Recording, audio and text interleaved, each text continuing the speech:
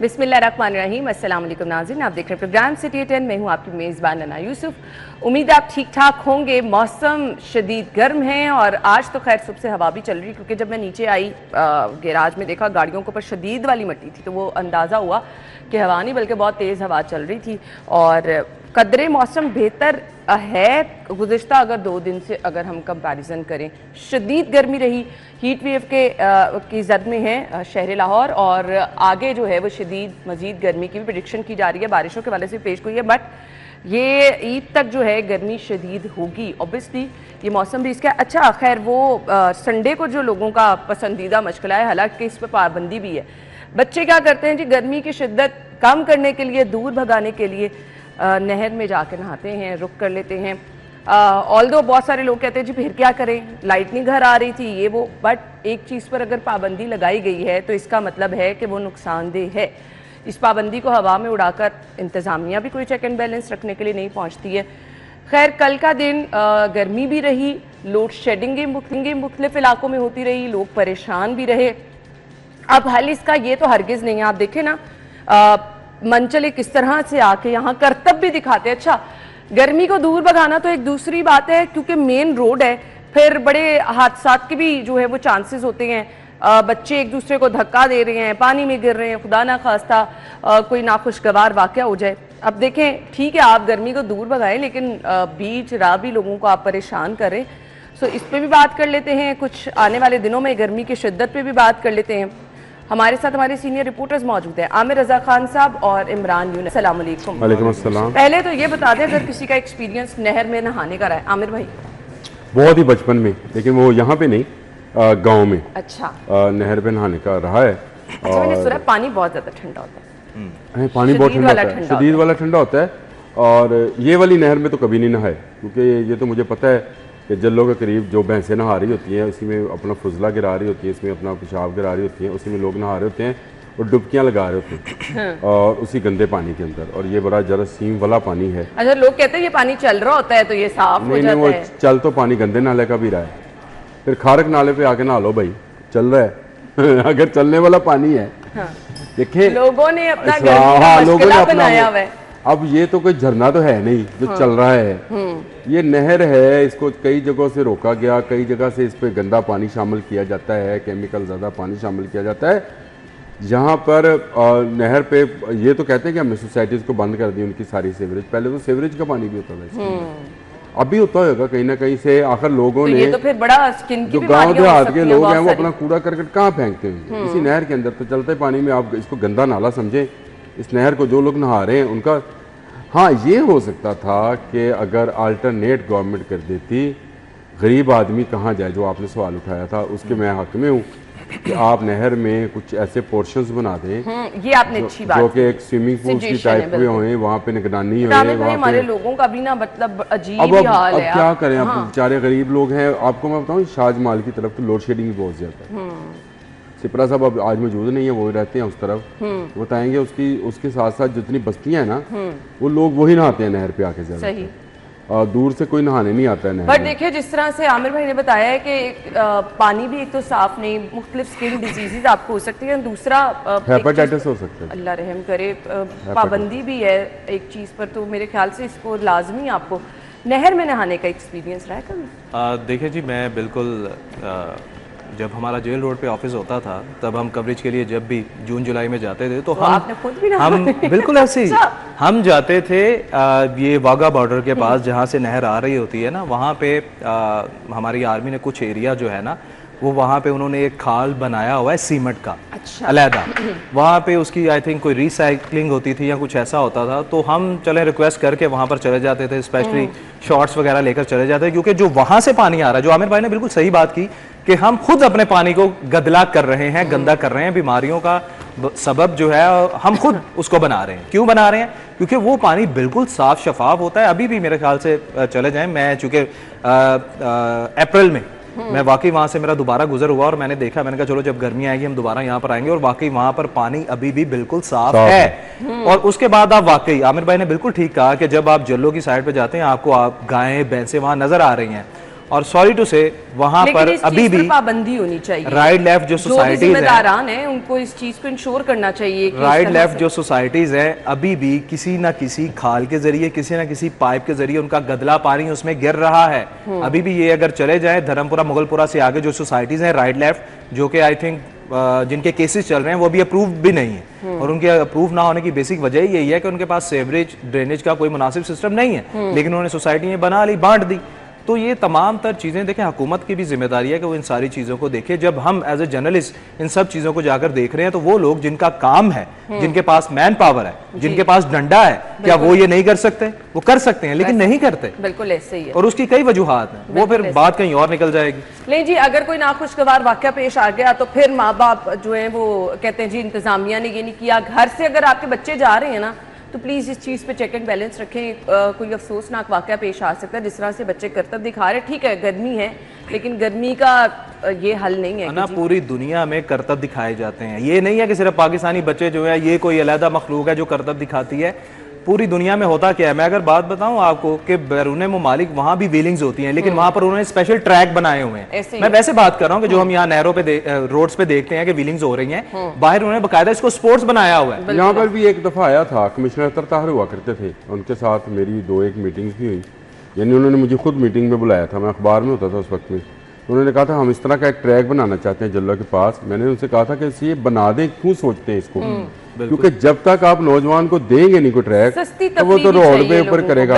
अच्छा चले आप उस तरह का डर्ट ट्रैक बना दें, डर्ट ट्रैक होए एक आपका ये और वहाँ पे सारी चीजें आपकी हिफाजत हो, तो वो बड़ा डिजाइन था उनके पास, उनके जहन में, लेकिन फिर बेचारे उनको तबादला कर दिया गया, वो चले गए प्रिंटिंग, पाकिस्तान प्रिंटिंग प्रेस में उनका तबादला हो गया। कमिश्नर तरतार बड़े अच्छे बंदे थे, अल्लाह ताला उनको जिंदा सलामत रखे, सेहतमंद रखे।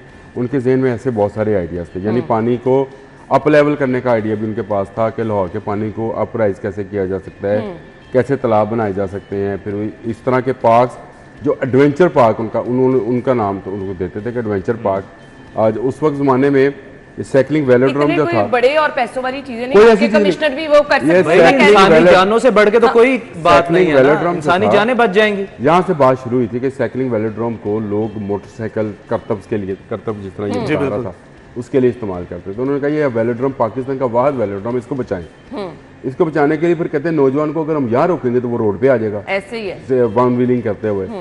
उस पर चलते चलते बात यहाँ तक आई कि एक अपना जल्लो पार्क के पास एक पार्क बनाया जाए जिसमें सारी एडवेंचर स्पोर्ट्स हों, सारी एडवेंचर स्पोर्ट्स। कोई रस्से पे चलना चाहता है रस्से पे चल ले, लिटरली मैं खुद व्हीलिंग्स करता था और यकीन जाने हम दोस्त आपस में, मतलब लोग हमें देखते थे और हमें इनाम भी मिलता था, लोगों की तरफ से पैसे मिलते थे बकायदा। गुजरांवाला में हम बकायदा स्टेडियम के बाहर व्हीलिंग किया करते थे और काफी रश होता था लोगों का। चंगा भला कारीगर लेकिन हमने छोड़ दिया, क्यों? क्योंकि जब ये खूनी खेल बन गया कि जाने जो है वो जाया होने शुरू हो गई, फिर हमने छोड़ दिया इस चीज को। बिल्कुल ऐसे ही है। ज़रूर गर्मी का कोई तोड़ ढूंढे, लेकिन ये हल कोई नहीं है जी। बाकी गर्मी वाकई बहुत ज़्यादा शदीद है। टॉप स्टोरीज की तरफ आ जाते हैं। आज की पहली खबर भी इसी हवाले से है। गर्मी और ठंडी हवाएं शहर में, आज हवा चल रही है। गुज़िश्ता 2 दिन जो है वो हमने देखा शदीद गर्मी भी रही। गैर ज़रूरी घर से बाहर निकलने से इज्तनाब करें।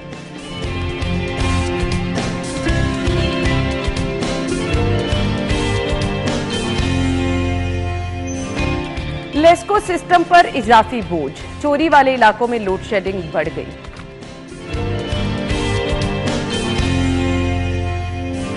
एनडीए कॉन्ट्रैक्टर्स पर नवाजिशात का इंकशाफ हुआ है। खजाने को 16 करोड़ 78 लाख से ज्यादा का नुकसान। और तजावुजात के खिलाफ ऑपरेशन कहां हुआ, प्रोग्राम में शामिल करेंगे।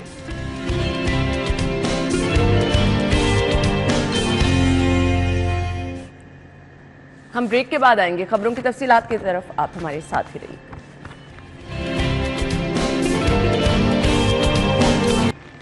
Welcome back. गैर ज़रूरी तौर पर घर से निकलने से इज्तनाब करें। और दूसरी चीज़ जो मैं अभी रास्ते में आते हुए देख रही थी ना, बड़ा ख़तरनाक है ये जो जगह जगह इमली आलू बुखारे का शरबत, सत्तू, ये वो लगा है। हमें लगता है कि ये शायद गर्मी का तोड़ है, बट यकीन माने ये पानी गंदा जो है बहुत ज़्यादा ख़तरनाक है।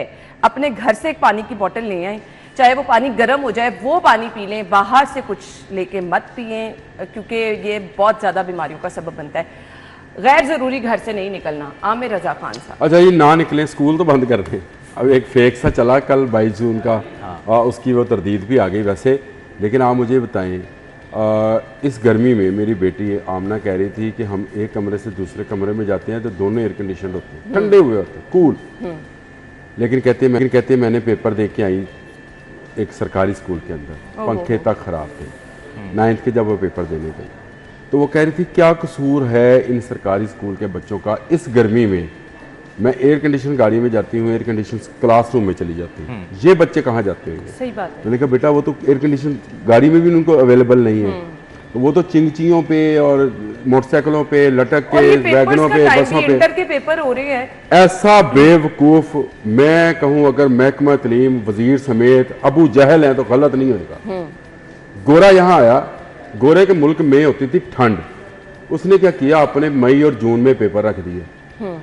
वही सिस्टम वो यहाँ ले आया, उसने कहा जी मई और जून में पेपर होंगे। 74 साल हो गए हमने, आज भी जाएं सेंटर्स में पंखे बंद हैं और एफए के बच्चे पेपर दे रहे हैं। जब मैंने दिए तो तब भी पंखे बंद थे, खिड़कियां टूटी हुई थी, लू चल रही थी। भाई मेरे इंटर के अच्छा, पेपर हो रहे थे। देखो गोरे का सिस्टम देखो, उनकी क्रिसमस हर 25 दिसंबर को ही आनी है ना जी। हमारी ईद कभी गर्मी कभी सर्दी। अल्लाह ने कैसा सिस्टम दिया हमें कि 10 दिन आप पीछे करते जाओ, आप सारे मौसमों का लुत्फ उठाओ। ऐसे ही है बिल्कुल। यही ईद सर्दियों में भी आएगी, यही ईद गर्मियों में भी आएगी। अच्छा, 74 साल से अगर आप 10-10 दिन का वक्त भी हर साल में डालते जाते तो आज आपका सारे का सारा सिस्टम सर्दियों में शिफ्ट हो गया होता पेपर देने का। पेपर एक ऐसी चीज है जिसमें आपको बहुत बड़े सेंटर चाहिए होते हैं, मैं आपको बच्चों को बहुत ज्यादा कंसंट्रेशन चाहिए होता है। ऐसे पसीना गिर गिर के इंक फैल रही इन अबू जहलों को जो गोरा पड़ा गया, ये अबू जहल सारे के सारे उसी पे लगे हुए हैं। अब इसमें कोई लगेगा तो नहीं पीका एक्ट वगैरह, ये तो मुझे नहीं पता। जहालत चले, जहालत के वालिदैन। अफसोस हो रहा है, इंटर के पेपर है, मेरी अपनी बहन के बेटे के हो रहे आप हैं। देखें इतनी शदीद ये वजीर मसूद जो है झंडा लेके तो रोज तस्वीर बनवा के भेजते रहे हैं पिछले 8-10 दिन, झंडा लेके। नहीं, इनका वजीर थोड़ी था, वो जुनेद का वजीर था। हाँ, जुनेद का वजीर जो है।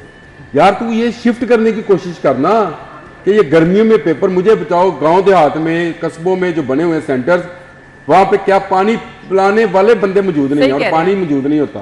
सही कह रहे हैं यार बच्चों का सोचो भाई, बदल दो इस सिस्टम को। इस सिस्टम को मैं ये नहीं कहता कि आज आप फैसला करेंगे जी दिसंबर में पेपर हुआ करेंगे, नहीं होंगे।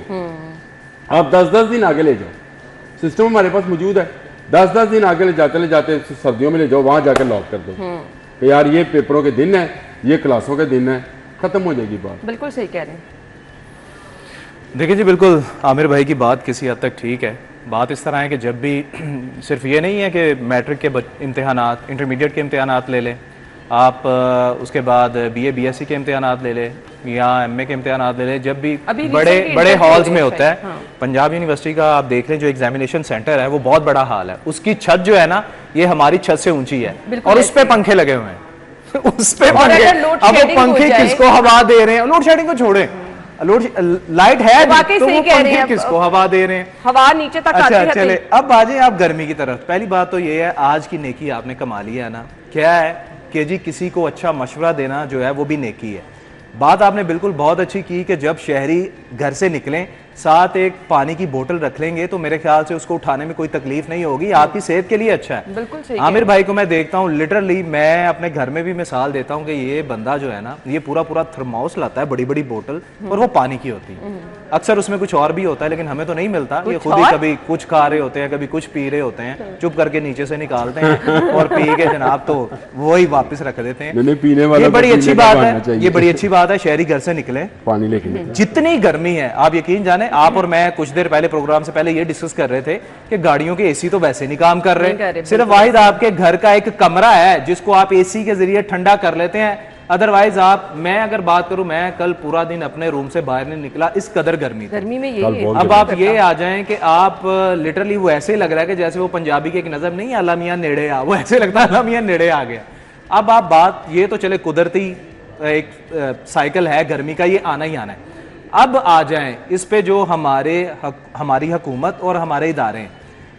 गर्मी को बढ़ाने में सबसे बड़ी वजह यह है। आमिर भाई मेरी बात को सेकंड करेंगे। बात मेरी क्या है, देखें आपके लाहौर में सब्जा खत्म हो गया, आपका शहर कंक्रीट का बन गया है, आपके यहाँ जितनी शहर के इर्द गिर्द फसलें नजर आया करती थी, ग्रीनरी नजर आया करती थी, वो सारी अल्हम्दुलिल्लाह पैसे दे दिला के, अंडर द टेबल मनी दे दिला के, जोर जबरदस्ती से सोसाइटीज काट दी गई हैं। ब्राउन एरिया के हालात क्या हैं discuss detail brown green area को ब्राउन एरिया आपने कर दिया है। देखें बात पता क्या थी, ठीक है आपने ग्रीन एरिया को ब्राउन एरिया करने का भी लॉ है, लेकिन वो लॉ क्या है कि अगर आपने ग्रीन एरिया खत्म करना है, ये एलडीए का भी है, सिटी डिस्ट्रिक्ट गवर्नमेंट का भी है, बल्दिया का भी है, अगर आपने ग्रीन एरिया खत्म करना है ना और उसको ब्राउन में कन्वर्ट करना है तो आप उतना ही एरिया ग्रीन एरिया कहीं और बनाएंगे। ये यहाँ पे करते नहीं है अल्लाह के हुक्म से। यहाँ पे तो हमारे इदारे क्या करते हैं, किसी प्लाजे ने अगर पार्किंग नहीं बनाई उसे जुर्माना ले लेते हैं। वो जुर्माना क्या है कि जी उसके एवज उस प्लाजे के पास पार्किंग मुहैया कर रही है, वो उसके पैसे होते हैं, लॉ में है, लेकिन सरकार वो पैसा खुद खा जाती है,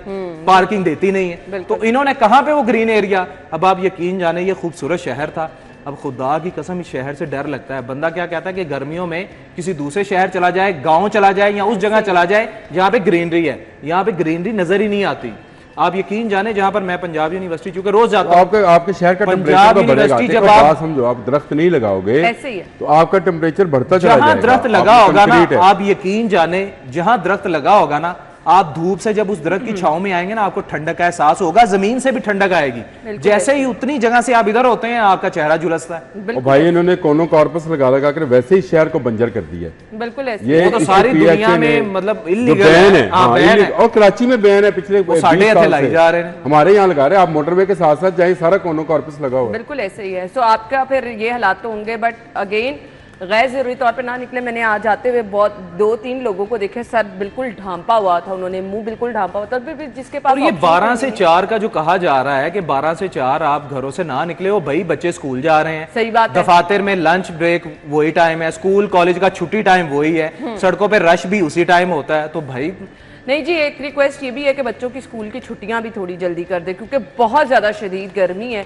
और जो बच्चे उन बच्चों के लिए जो सरकारी स्कूल वाले हैं, मैं तो पहले बात कहता हूँ, प्राइवेट स्कूल वालों प्राइवेट स्कूल में तो एसी लगे होते हैं ना कमरों में, वो फीसें पैसे लेते हैं हमसे, लेकिन चले हम दे देते हैं। बिल्कुल ऐसे ही। लेकिन जो सरकारी स्कूल हैं यार, कब्रिस्तानों के अंदर स्कूल, मैं आपको दिखा देता हूँ, कब्रिस्तान के अंदर बना हुआ स्कूल, सरकारी स्कूल, कब्रिस्तान है साथ साथ, वहाँ बच्चे बैठ के पढ़ते हैं।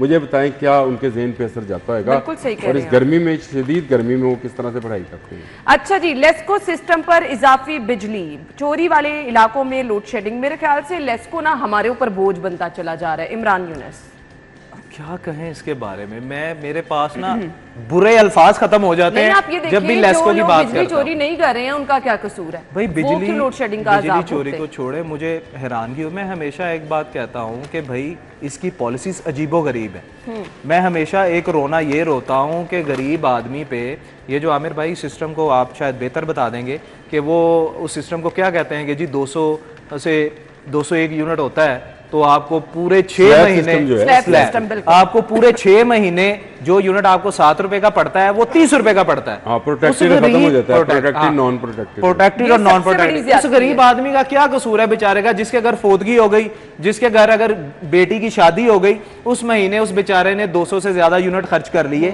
बाकी वो 6 महीने क्यों बेचारा आपको इजाफी पैसे दे भाई?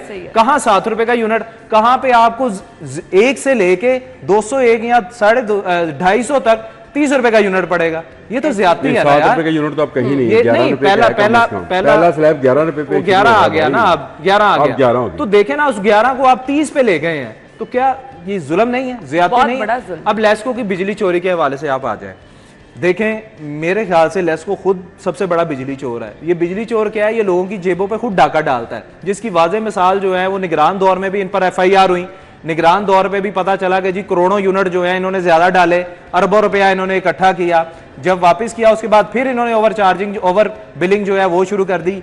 इन चीजों से बाज आएंगे तो ये बिजली चोरों को पकड़ पाएंगे ना। और बात फिर वही आ गई कि बिजली चोरी होती कैसे है, इनको खुद पता है कि बिजली चोरी कैसे होती। बिल्कुल ऐसे। ये रोकना चाहे तो रोक सकते हैं, लेकिन नहीं रुकेगी, सॉरी टू से ये नहीं रुकनी। क्यों? क्योंकि ये खुद इन्वॉल्व है। में लोड शेडिंग का अजाब लोगों के लिए बहुत ज्यादा जो है प्रॉब्लम है। आमिर भाई अच्छा, मुझे ये समझ नहीं आई, ये मंतकी समझ नहीं आती कि ये जिस इलाके में बिजली चोरी ज्यादा, वहाँ लोड शेडिंग कर दे तो क्या से बिजली चोरी खत्म हो जाएगी? जब बिजली वापस आएगी 1 घंटे के बाद तो बिजली चोरी नहीं हो रही होगी, सही बात है। होगी। अच्छा एक बात तो ये खबर दिलचस्प ये है कि ये बिजली इनके पास सरप्लस है, यानी आपके पास 600 मेगावाट बिजली सरप्लस है जो आपको पता ही नहीं है कि आपने देनी है किसी को। सोलर लगना शुरू हो गए बिजली चोरी वैसे ही कम हो जाएगी क्योंकि सोलर लग जाएंगे, लोग ज़्यादातर सोलर पे चले गए। होना तो ये चाहिए था कि आप बिजली चोर को पकड़ें, उसने जिसकी मदद से जो सहूलतकारी जो कर रहा था उसको नहीं ये ये गलत कह रहे हैं। क्यों भाई सहूलतकारी क्यों वो तो खुद है सहूलतकार। जो सहूलतकारी उसकी कर रहा था खंबे पे मैं चढ़ के तो तार नहीं लगाऊंगा ना आप लगाएंगे ना तो शरीफ आदमी लगाएगा। जो उसकी सहूलतकारी कर रहा था उनको पकड़े, मीडिया के सामने लेकर आए, निशान इबरत बनाए, फोटो दिखाएं उसकी, ताकि उसकी बेटी, उसके बेटे, उसकी बहू, उसकी सास, उसके ससुर, उसके महल्लेदारों को पता लगे ये चोर है। बिल्कुल सही कह रहे हैं। देखिए आप तरीका तो ये था। आप क्या करते हैं, एक मोहल्ले में एक बंदा चोरी कर रहा है बिजली, आप कहते सारे मोहल्ले की बिजली, अच्छा जब बिजली आएगी तो वो चोरी खत्म हो चुकी होगी। कैसी लॉजिक है, कैसी मंतक है, बिजली आपके पास सरप्लस है, यानी आपको तो चाहिए आप कहें लोड शेडिंग फ्री हो गया लाहौर, हाँ हम इस दौरान बिजली चोर पकड़ेंगे, उसके लिए आपके पास टीमें मौजूद हैं, एक अदारा मौजूद है, बिल्कुल आप लेकर जाएं उस अदारे से कहें भैया आपने इस महीने आमिर भाई आप ये बात करें, शायद सिपरा साहब कहते हैं कि इनको जगह पता है कहाँ पर बिजली चोरी हो रही है, खुद कराते हैं ना। मुझे ये बताएं, जुर्म ना होते तो मुखबरी करते, मुझे ये बताएं पूरी दुनिया में स्मार्ट मीटर पता कौन से चलते हैं? आपकी बहन भी रहती है ना बाहर, कार्ड, मीटर में कार्ड चलता है। क्यों आमिर भाई? हाँ, फोन से कार्ड भी रहते हैं, कार्ड चलता है भाई, आपने बिजली यूज करनी है, कार्ड आपने कार्ड डाला, जितनी बिजली यूज करनी है की, उसके बाद कार्ड निकाला, बिजली बंद। सिस्टम लेके नहीं लेके आ सकते, क्यों भाई? अपना माल पानी खत्म हो जाएगा, रोजी रोटी खत्म हो जाएगी। वही कि जिस तरह रोड बनता है कि एक बल्दिया ऑफिसर ने ये कहा कि जी, मैंने पूछा जी ये रोड आपने 3 महीने पहले बनाया है, उसका बेड़ा गर्क हो गया यार, गड्ढे पड़ गए हैं। कहता भाई पैचिंग के नाम पे फिर हम पैसे कहां से खाएंगे? लिटरली उसने मजाक में मुझे कहा, लेकिन बात उसकी हकीकत थी। उसने कहा कि भाई अगर हम अगर गैर मुनासिब काम करेंगे तो दोबारा में फंड्स मिलेंगे ना उसको ठीक करने के लिए। स्मार्ट मीटर इतना जरूरी हो गया है, लोगों को पता होना चाहिए। मैं मोबाइल पे बैठ के देख लूं, बिजली चोरी भी रुक जाएगी, मोबाइल पे बैठ के देख लूं, वो नहीं लाना भाई, वो नहीं लाना हमने। बहुत सारे मसाइल का हल सिर्फ और सिर्फ यही है। अदरवाइज आमिर भाई से पूछो तो उन्होंने कहा प्राइवेटाइज कर दें। ये तो प्राइवेटाइज तो करें ही करें इसको, स्मार्ट मीटर तो एक अलग चीज है। वो मैंने अदरवाइज कहा है। हाँ, वो तो मैं तो पहले ही कहता हूं ये नहीं जाते तो हम अगर हल की बात करें तो अदरवाइज ये सरकारी खाते में रहते हुए चोरी नहीं रुकेगी। के मुंह पे तमांचा होता है कि वो अपने इदारों को प्राइवेटाइज कर दे, इसका मतलब पता क्या होता है? हुकूमत से वो चल ही नहीं जा रहे ना, तो भैया आप हुकूमत ही ना लो ना। यही तो है, आपसे जो नहीं संभाला जा रहा, ये पहले भी पूरे सरकारी नहीं है, ये कंपनीज हैं। बिल्कुल ऐसे ही है, सही कह रहे हैं। कंपनियों की हुकूमत खत्म करें, इनको प्राइवेटाइज करें, एक तो गवर्नमेंट के पास पैसा आ जाएगा, और दूसरा ये वो गौहर एजाज साहब सामने लेकर आए थे ना कि इन कंपनियों की बिल्कुल ऐसे ही है कि बंद कंपनियां और पैसे वसूल कर रही हैं। क्या बना उसका? कुछ भी नहीं बना। आवाम की जेब पे ये इजाफी बोझ पड़ रहा है। अभी ओवर बिलिंग की शिकायत भी साथ साथ आ रही है, मजीद आगे भी आएंगी। बिजली चोरी कर कोई रहे, भुगत कोई रहे, और इस चीज़ को अगर ना देखा गया तो फिर ये आगे आने वाले 2-3 महीने बहुत बड़ा अजाब लोगों पे बन जाएंगे। ब्रेक के बाद आपको ज्वाइन करेंगे, स्टे विद अस।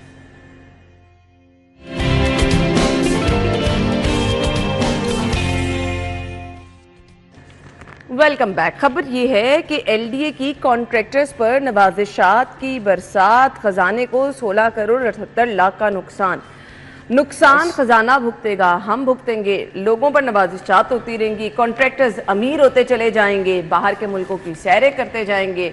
बाकी आमिर भाई ने ये कहा, ये कंपनीज जो हैं ये तो अवाम को दो हाथों लूट रही हैं, और अवाम बेचारी परेशान है, परेशान और सिर्फ परेशान है। ये लेस्को, एलडीए, ये तो मैं कहती हूँ इतने बड़े माफियाज बन चुकी हैं कि गरीब बेचारा, गरीब क्या अमीर, दोनों ही इनके हाथों लुट जाते हैं। अदरवाइज कोई ऑप्शन ही नहीं ना रह जाती, आपके चक्कर इतने लगवाए जाते हैं, आपको मजबूर ही इतना कर दिया जाता है कि आपके पास दूसरी कोई ऑप्शन ही नहीं रह जाती। आमिर रजा खान, देखिए मुझे ना बहुत अर्सा पहले मैंने ना एक इंडियन फिल्म देखी।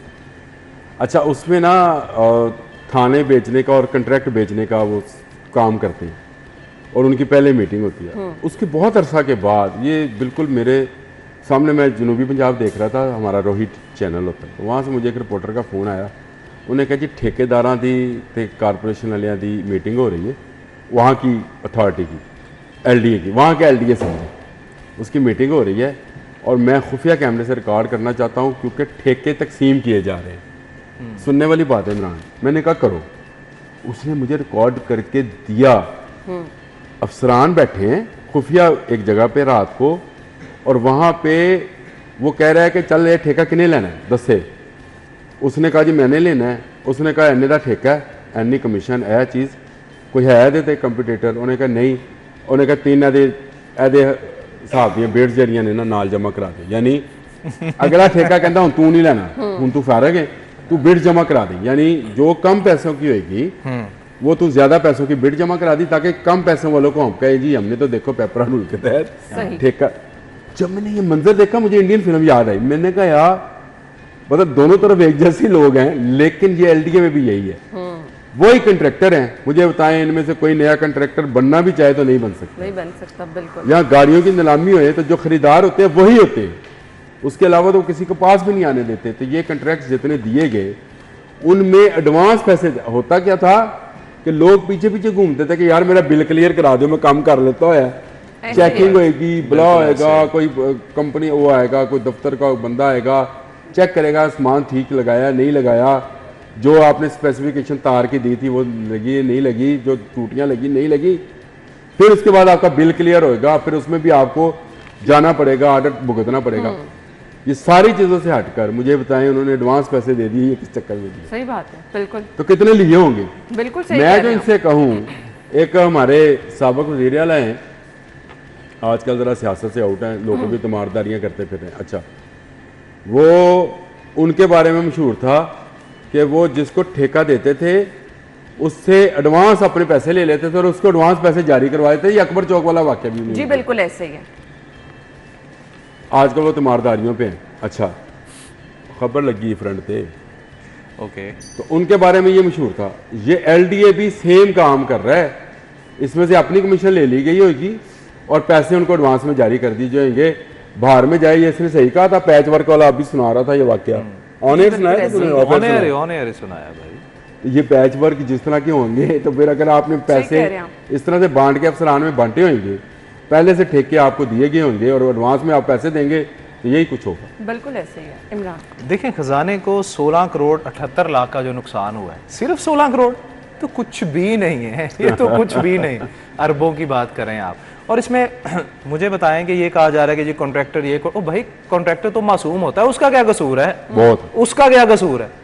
उसने ओ भाई उसको इजाफी पैसे जिसने दिए हैं उसको पकड़े ना। मैं छोटी सी बात बताता हूँ। मेरे एक सीनियर थे पंजाब यूनिवर्सिटी में, उन्होंने एक कंपनी बनाई, यही कंपनी ना, उन्होंने सरकारी ठेके जो है वो लेने थे। 1.5 साल तक वो बेचारे एक ठेका भी नहीं ले पाए। क्यों? वो कहता था कि मैंने जी लीगल काम करना है। लीगल काम ये हुआ कि 1.5 साल बाद उस बेचारे ने अपनी कंपनी में जो पैसे लगाए कंपनी बंद करनी पड़ी। क्यों? क्योंकि वो बेचारा परसेंटेज आगे नहीं दे पाया। माजरत के साथ मैं, अगर कोई मुझसे सवाल करेगा ना बाद में या मुझे कोई नोटिस भेजेगा, तो मैं उसका जवाब भी दे दूंगा कि आपके यहाँ MPA MNS जो है ना 30 से 35% तो भाई उनका कट होता है। 30 से 35% तो उनका कट होता है किसी भी डेवलपमेंट वर्क में। सही। तो फिर हालात जिसको वो लीगल कहते हैं। तो ये इदारे तो माजरत के साथ, अब LDA के हवाले से बात करें, मुझे ये बताएं LDA के हवाले से दुर्रे आप इतनी खबरें देते हैं, इतने मसाइल उजागर करते हैं, आज तक किसी भी मसले का कोई हल निकल पाया? मुझे ये बताएंगे, ये कॉन्ट्रैक्टर को जो ये कहा गया है कि जी आपने कॉन्ट्रैक्टर को जो ज़ायद अदायगी हुई है वो क्या हुई कि उसके साथ जो रेट तय किया गया था उस रेट से ज़ायद अदायगियाँ हुई। अब कॉन्ट्रैक्टर क्या कहेगा, जी मेरे साथ इन्होंने 6 महीने का कॉन्ट्रैक्ट किया था या 1 साल का कॉन्ट्रैक्ट किया था, लेकिन 1 साल में इदारे ने वो काम उससे नहीं करवाया, डिले कर दिया काम। सही। और रेट बढ़ गया, कॉन्ट्रैक्टर तो राइट हुआ। हमारे डिपार्टमेंट्स करते क्या है? पहली बात ये है, इस चीज की आप भी गवाही देंगी कि यहाँ पर कोई भी काम जो होता है ना, पहले उसका प्लान, पूरी दुनिया में होता है कि कोई भी प्लान बनाया जाता है ना, वो सिर्फ 1 साल के लिए नहीं होता, वो 20-25 साल के लिए होता है। हमारे यहाँ पर 3 महीने या 6 महीने के लिए होता है। क्यों आमिर भाई? ऐसे कोई भी मंसूबा जो है ना 3 महीने या 6 महीने के लिए, क्यों मैं कह रहा हूँ, वो प्रोजेक्ट बनता है, उसके बाद इनको ख्याल आता है कि यार इसकी सर्विस लेन खत्म कर दो, इसको यू टर्न दे दो, इसको ये करना था, इसके नीचे से पाइप गुजारने थे, इसके ऊपर खंबा लगाना था, इसको वाइड करना था। वो भाई एक बार ही आप क्यों प्लानिंग नहीं कर पाते? आपके पास थिंक टैंक बैठे हुए हैं, वो किस चीज के पैसे ले रहे हैं? बिल्कुल सही। फिजिबिलिटी रिपोर्ट आप बनवाते हैं, आप उसका करोड़ों रुपया देता है। वो भाई उस बंदे को पकड़ो। आपको क्यों जरूरत पड़ी 3 महीने बाद, 6 महीने बाद उस प्रोजेक्ट को दोबारा, ये बाहर वाला रोड, ये बाहर मेन रोड, बिल्कुल ऐसे ही। कितना शानदार रोड बना निगरान सेटअप में बिल्कुल। कि हम आराम से उतरते थे क्रीम ब्लॉक से, सीधा आना ऑफिस, 5 मिनट में हमने वहां से यहाँ पहुंच जाना। अब उसको आपने फिर तोड़ दिया। अब मुझे ये बताएं, वो आवाम का पैसा था ना, उसका जवाबदेह कौन है? मेरा, आपका, हम लोगों ने टैक्स के पैसे दिए हैं। और फिर आपको अजियत डबल भाई आपने क्रीम ब्लॉक की बात की, मैं आपको बताऊं क्रीम ब्लॉक पे फ्लाईओवर जो है मंजूर है बिल्कुल। अच्छा, अब ये क्रीम ब्लॉक में सारा सेवरेज का काम कर रहे हैं। जब ये फ्लाईओवर बनने लगना है ना, तो ये फिर खुदा देना है। हालात यहाँ पर देखें क्या है कि अच्छा, ये प्लानिंग है। मंसूबा मंजूर है उसको शुरू और करा अब दो। पूरे अच्छा, शहर ये में एक और इन्होंने, तरक्याती पूरे मंसूबा। शहर में इन्होंने अब क्या किया है, कल भी मैं फिरता रहा हूं, मैंने देखा है, परसों भी मैं फिरता रहा हूं, इन्होंने जगह जगह पे ना पाइप रख दिए हैं और पत्थर फेंक दिए हैं। सही क्यों? कह रहे हैं, यही है हमारे अपने इलाके मेरे में दोस्तों यही ने जगह पूछा है। ये क्या हो रहा है, मैंने कहा भाई जून आ रहा है ना, तो पैसे तो लगाने हैं ना, वापस तो नहीं करने। बिल्कुल क्यों ऐसे जी? ही है, बिल्कुल पैसे तो ऐसे ही लगाने हैं ना। अच्छा जी, जल्लो मोड़ से कायद-ए-आज़म इंटरचेंज लखोडेर महमूद बूटी तक 18 अरब के तरक्याती मंसूबों का इफ्तिताह किया गया है। जीटी रोड पर 180 kilometre water supply, 135 kilometre sewerage line बिछाई जाएगी, 2300 खस्ताहाल गलियों को पुख्ता किया जाएगा। स्पीकर कौमी असम्बली सरदार रियाज सादिक की जानिब से कहा गया है। सुहेल शौकत भट्ट साहब ने भी शिरकत की और एमडी वासा को भी ब्रीफिंग दी गई। यार ये मनावा वाले रोड तो अभी रिसेंटली बने हैं नहीं ना? मनावा वाला रोड नहीं, ये तो अंदर की रोड है और बाकी वहाँ पे जरूरत है। मुझे नहीं पता, मैंने वो सारा इलाका इमरान घूम के देखा हुआ है। ये महमूद बूटी नहीं, महमूद बूटी तो सारा आमिर नहीं, भाई, महमूद बूटी के सारे अंदर जितनी आप फार्म हाउस बने हैं ना, वो सारी रोड है, वहाँ है ही नहीं, ना सीवरेज के पाइप्स हैं, ना पीने के पानी के पाइप्स हैं, ना उनकी इलेक्ट्रिफिकेशन हुई है। लोगों ने फार्म हाउस के लिए जगह लेकर बना ली, लेकिन बहुत ही बुरे हालात हैं वहाँ पे। बारिश हो जाए वहाँ पर आपको, जिसको पंजाबी में कहते हैं गोडे गोडे पानी होता है, और वहाँ पे ज़रूरत है। लेकिन मसला ये है कि क्या ये सिर्फ एक इलाके में सारा, इसी इलाके में सारा मसले थे, बाकी इलाके कहाँ जाएंगे? लाहौर के मसाइल बहुत बढ़ते चले जा रहे हैं, शहर फैलता चला जा रहा है। जो इमरान ने सही कहा था, ग्रीन एरियाज़ को आप ब्राउन एरियाज तो बनाते चले जा रहे हैं, लेकिन आप फैसिलिटीज़ को कम करते चले जा रहे हैं। ऐसे ही है। इस तरह से कि आपने तजावजात के खिलाफ जो ऑपरेशन किया वो भी आपने माइनर रखा हुआ है, अभी तक आपने मेजर तो आपका किया मजहब नहीं। कहता है नए शहर बसाओ, नए शहर बसाने चाहिए। आप क्या बसा कर तो रहे रहे हैं? हैं हम। एक ही शहर में सब कुछ उधर ही उसी को तो ये ज़रूरत तो वहाँ पे थी, ये बिल्कुल देहाती सा एरिया है और वहाँ पे वाकई में रोड्स इंफ्रास्ट्रक्चर मुझे तो डर लगता है आमिर भाई, अल्लाह माफ, खुदा ना खासा लाहौर का हाल भी कराची जैसा हो जाए कि यहाँ पे फ्लैट सिस्टम जगह ही ना रहे। आप यही कह रहे हैं, फ्लैट शुरू हो गया, बनते रहे। शुरू हो गया। आप नहर पे और आप शादमान में जाएं तो आपको फ्लैट बनते हुए नजर नहीं आ रहे। बिल्कुल ऐसे ही है। आपको जोहर टाउन में फ्लैट्स बनते हुए नजर नहीं आ और रहे। आने वाले टाइम में आपको यही आपको नजर तो भाई आएगा। जमीन पे लोग रहते नजर नहीं आएंगे, बिल्कुल ये ऐसे तो ही। नीचे वाली ब्रेक का कहा जा रहा है जी, दुकानें हम हैं, ब्रेक ऊपर ले लेते हैं, दुकानें। ब्रेक के बाद ज्वाइन करेंगे। Stay with us.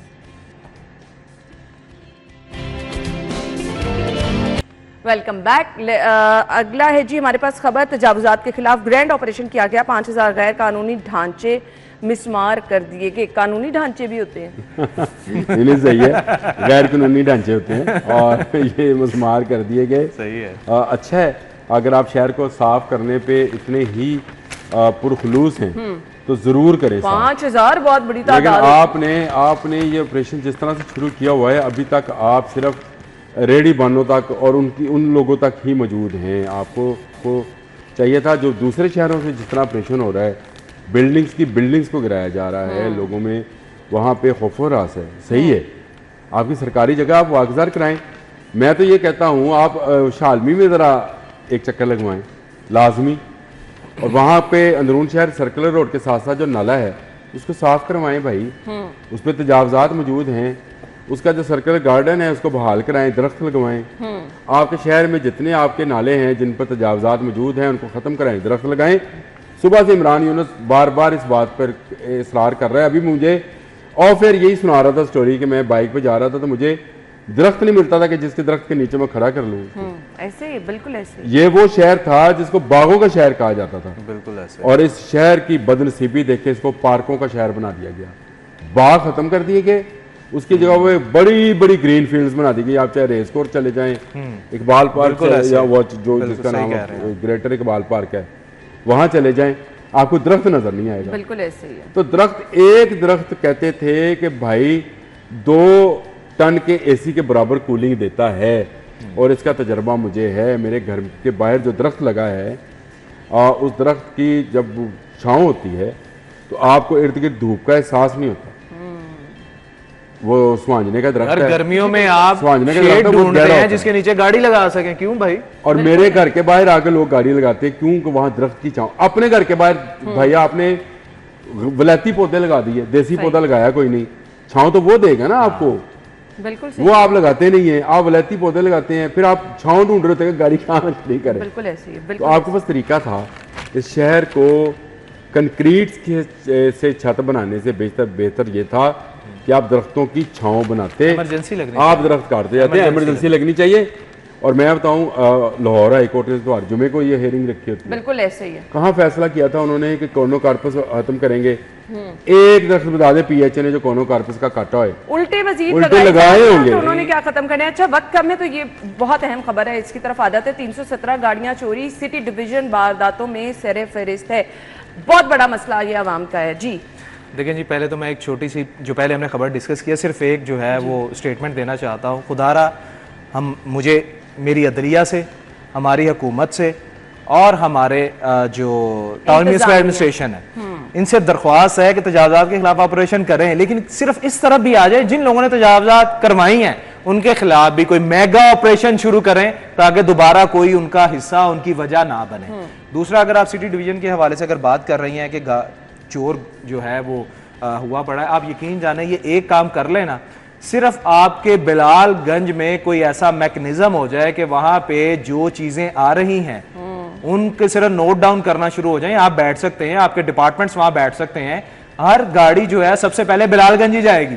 बाइक जितनी चोरी होंगी ज्यादातर वो बिलालगंज ही जाएगी, और मेहरान आपकी अगर बिलालगंज चली गई, वो भाई 20-25 मिनट में पूरी मेहरान खोल देते हैं, पुर्जा पुर्जा कर देते हैं, आपको कुछ नजर ही नहीं आता, मिलता ही नहीं। तो देखें, ठीक है आप बड़ी अच्छी कार्रवाई कर रहे हैं, आप चोरों को पकड़ भी रहे हैं, जो गाड़ियां चोरी हो रही हैं, अगर आप 15 पे कॉल करें फौरी पुलिस भी आ जाती है, बाकी तमाम इदारे एक्टिव हो जाते हैं, लेकिन चोर आपसे ज्यादा ज़हीन है। आपका क्राइम कंट्रोल यूनिट है ना, जिसने क्राइम को कंट्रोल करना है। हम कहते हैं ना कि आपने जड़ पकड़नी है, आपने बीमारी का इलाज, प्रिवेंशन पे हम बात करते हैं, तो पहले प्रिवेंशन जो आपने यूनिट बनाया है प्रिवेंशन के लिए, इलाज तो बाद में आप करेंगे, आप क्राइम को कंट्रोल भी तो कर लें, आपका पूरा यूनिट है आमिर भाई।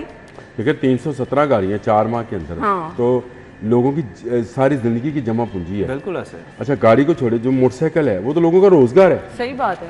बाइक तो इस वक्त रोजगार का एक जरिया है, उसने दफ्तर जाना है या स्कूल बच्चों को छोड़ने जाना है, या उसका तो बेचारे का सारा जरिया रोजगार ही यही है। और यहाँ पे मोटरसाइकिल चोरी होती है, गाड़ी चोरी होती है, आज तक वापस नहीं मिलती है। आप एक हमारी प्रोड्यूसर ढूंढ रही थी गाँव में से जाकर अपनी गाड़ी। सही कह रहे हैं आप। यकीन माने मेरे घर जिस एरिया में ना, मैं रात को 11 बजे के बाद अगर कुछ ऑर्डर करूँ ना, तो वहाँ राइडर कोई नहीं आता। अब यहाँ से अंदाजा लगा लें कि वो कितना खतरनाक एरिया है। वो कहते जी हमारे राइडर्स के चोरी हो जाते हैं, उनकी बाइक लाइट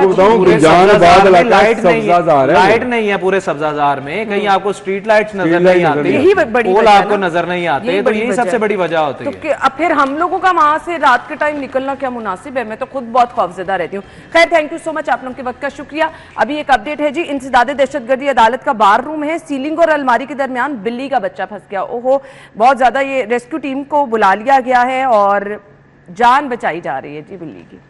जमाली साहब से जान लेते हैं जी। जमाली साहब जी बिल्कुल, ये एटीसी कोर्ट के अंदर जो है बिल्ली का बच्चा जो है बार रूम है वुकला का, उसकी सीलिंग और के दरमियान वो फंस गया था। उसके अंदर जो है उसके साथ एक कैंटीन है, कैंटीन के रोशनदान से ये दाखिल हुआ और दरमियान में उसकी सीलिंग और जो अलमारी वगैरह बनी हुई है उसके दरमियान जिस जगह है वहाँ पे फंसा। ठीक है जी, रेस्क्यू की तरफ से जो है वो इमदादी कार्रवाई की गई और वी रियली अप्रिशिएट, रेस्क्यू की जानिब से हमेशा इस तरह की कार्रवाइयाँ की जाती हैं। टाइम पे पहुंचना भी बड़ा मैटर करता है। रेस्क्यू की जानिब से आप देख सकते हैं फौरी तौर पर जो है वो इमदादी कार्रवाई की गई और रेस्क्यू को यहाँ पर तलब की गया। बार रूम है ये जी इंसदादे दहशतगर्दी अदालत का, जहाँ पर ये वाकया पेश आया है। सो नाज़रीन, अभी हमने जाना है एक ब्रेक की तरफ। आप हेडलाइंस जानेगा, शो में आपको दोबारा से ज्वाइन करेंगे। स्टे विद अस।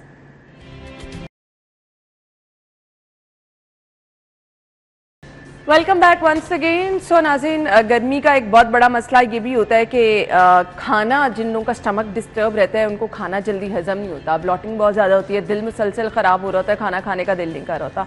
बहुत सारे लोगों को मुसलसल पेट दर्द की शिकायत रहती है, बच्चों में और बड़ों में। तो आज स्टमक के पेशेंट जो हैं उनके लिए खाना क्या होना चाहिए, नाश्ता क्या होना चाहिए, दोपहर का खाना क्या होना चाहिए, रात का खाना क्या होना चाहिए। और एक और इशू है, वो लोग जो कि मुसलसल भूखा रहते हैं, वो भी जब खाना खाते हैं तो उनकी तरफ से ये शिकायत होती है कि खाना खाने को दिल नहीं कर रहा, स्टमक में पेन होना शुरू हो गई, दिल ख़राब होना शुरू हो गया। सो पहले तो इसकी रीज़न भी जानने की कोशिश करेंगे और फिर ख़ास तौर पर आज का जो हमारा टॉपिक है वो ये है कि स्टमक के पेशेंट्स के लिए खाना क्या होना चाहिए, पूरे दिन की उनकी रूटीन क्या होनी चाहिए। ईशल साकिब हमारे साथ मौजूद हैं, माहिर ग़िज़ायात हैं, उनको वेलकम करेंगे। अस्सलाम वालेकुम। वालेकुम सलाम। Thank you so much. सबसे पहले हमने आज बात करनी है जो हमारा मेन टॉपिक है, गर्मी बहुत ज़्यादा है। अच्छा, गर्मी में तो बहुत ज़्यादा हम नॉर्मली देखते हैं कि जिनका स्टमक ठीक भी रहता है वो भी डिस्टर्ब होना शुरू हो जाते हैं, तेज़ाबियत की शिकायत ज़्यादा हो जाती है, खाना खाने को दिल नहीं करता। सो जिन लोगों का गर्मी की वजह से बिल्कुल खाना खाने का दिल नहीं करता, उनको क्या करना है? अच्छा, जब समर स्टार्ट होते हैं तो 3 तरह के इश्यूज बेसिकली ओरिजिनेट करते हैं। एक है एसिडिटी हो जाती है यानी तेज़ाबियत हो जाती है। सेकेंड है कि ब्लोटिंग के इश्यूज बहुत फेस करने पड़ते हैं। नॉर्मली भी हो सकता है, विंटर्स में भी हो सकता है, समर्स में ज़रा ज़्यादा एग्रेवेट होते हैं क्योंकि हमारी डाइट्स इस तरह की होती हैं। And third thing is diarrhoea. अक्सर लोगों को डायरिया का इशू भी होता है, जैसे हम बता रही थी कि बहुत देर एम्प्टी स्टमक रहे एंड देन आप खाते हैं तो वो ट्रिगर हो जाता है। तो उसमें ये फर्स्ट चीज़ तो ये कि एसिडिटी फॉर एग्जांपल अगर किसी को है यानी तेज़ाबियत है तो उसमें एक बेसिक सी चीज़ है, बजाय इसके कि कौन कौन सी चीज़ें स्पेसिफिकली एक डाइट प्लान लें, उससे बेटर ये है कि आप जो भी खा रहे हैं नॉर्मल रूटीन में उसमें आप स्मॉल फ्रीक्वेंट मील्स कर लें, यानी कि आप थोड़े थोड़े पोर्शंस खाएं। दिन में जनरली हम 3 टाइम खा रहे होते हैं, इन पेशेंट्स को रिकमेंड किया जाता है कि वो 5 टाइम्स खाएं। बहुत छोटे छोटे मील्स लें, जो आप मील ऑलरेडी ले रहे हैं, आपने माइंड में सोचा हुआ है कि इतना मील लेना है, उससे हाफ कर दें सो दैट आपके स्टमक के लिए ईजी हो डाइजेस्ट करना। और एक और मेन बहुत इशू है जो ओरिजिनेट करता है समर्स में, दैट इज़ डिहाइड्रेशन। तो पानी की कमी ट्रिगर करती है बहुत सारे इश्यूज़ को। तो at least 8 to 10 glass of water आपने लेना है और हर किसी के वेट के अकॉर्डिंगली रिक्वायरमेंट्स डिफरेंट होती हैं पानी की, लेकिन इन जनरल ये कि 8 ग्लास से 10 ग्लास तक आपने पानी कंज्यूम करना है, वो इम्पॉर्टेंट है। अच्छा, कुछ लोग कहते हैं पानी ज़्यादा पीने की वजह से भी खाना खाने को दिल नहीं करता है। बिल्कुल इस तरह ही होता है। पानी हम लोग एट वंस नहीं पीना आपने, पानी का भी होता है कि आपने उसे ब्रेक डाउन करना है उसकी टाइमिंग्स को। सो फॉर एग्जांपल आप सुबह से लेकर रात तक आपने डिस्ट्रीब्यूट करना है 8 ग्लास को। आप अचानक से पियेंगे तो वो स्टमक पे भी लोड आएगा, तो वो भी नहीं सही होता। और वो फिर ये होता है कि हमारी बॉडी में सॉल्ट्स की भी ज़रूरत होती है। जब आप एक्सेसिवली पानी पी लेंगे तो वो सॉल्ट्स को फ्लश आउट कर देगा, हाइपोनेट्रीमिया हो जाएगा, यानी कि हमारे में सॉल्ट्स की कमी हो जाएगी, जो कि इलेक्ट्रोलाइट्स होते हैं, बॉडी को ज़रूरत होती है। तो उसमें यही होता है कि पानी आपने डिस्ट्रीब्यूट करके पीना है। फॉर एग्जाम्पल आप खाना खाने लगे हैं तो आप उससे पहले 1 ग्लास पानी पी लें। खाने के बाद रिकमेंडेड नहीं होता, लेकिन उससे पहले पियेंगे तो ये होता है कि जो लोग ओवरवेट होते हैं उनमें ये भी होता है कि वो ज़रा कम पोर्शन लिया जाता है कंपैरेटिवली। एंड सेकेंडली आपकी बॉडी ज़रा हाइड्रेटेड रहती है। और आप टाइमर सेट कर लें कि एवरी 1 आवर या एवरी 2 आवर्स आपने पानी एटलीस्ट पीना है, लेकिन बहुत ज़्यादा पानी इकट्ठे नहीं पीना, उससे भी प्रॉब्लम्स होती हैं। तो पानी डिस्ट्रीब्यूट करके पिएं, स्मॉल फ्रीक्वेंट मील्स लें। तीसरी बात ये कि हम लोग बहुत ज़्यादा ऑयली और ग्रीसी फूड खाने लग जाते हैं, तो ऑयली फूड जो है हमारी बॉडी ऑयल को उतनी आसानी से डाइजेस्ट नहीं कर सकती। तो जिनके डाइजेस्टिव सिस्टम के प्रॉब्लम्स हैं उन्हें चाहिए कि ऑयल का इस्तेमाल कम से कम करें, फ्राइड स्टफ़ कम खाएं, क्योंकि जितना फ्राइड स्टफ़ खाएंगे बॉडी उतना ही डिले कर देगी डाइजेशन को, और जितनी देर स्टमक में रहेगा प्रॉब्लम कॉज करेगा।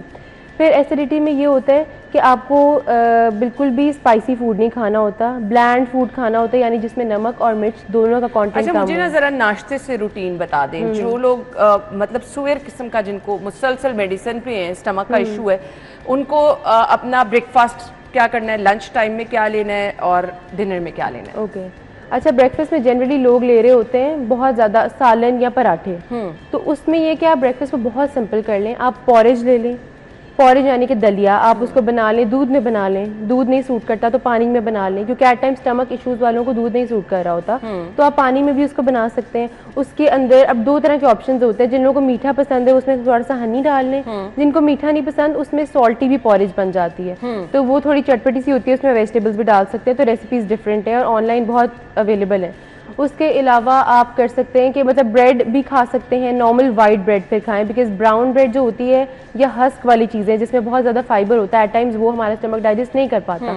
तो वैसे तो ब्राउन ब्रेड रिकमेंडेड होती है, लेकिन इस तरह के पेशेंट्स को जिनको डाइजेस्टिव इश्यूज़ हैं उनको कहा जाता है कि आप सिंपल फूड्स लें जो कि ईजी टू डाइजेस्ट हो, जिस तरह के पॉरेज यानी दलिया, चिया सीड पुडिंग होती है, चिया सीड्स को आप सोक कर दें पानी के अंदर ओवरनाइट, एंड देन आप सुबह को उसके अंदर कोई भी एक फ्रूट या बेरीज डाल के ले लें जिसका ग्लाइसेमिक लोड कम हो, और वो ले लेंगे तो आपको बड़ा लाइट फील करेंगे।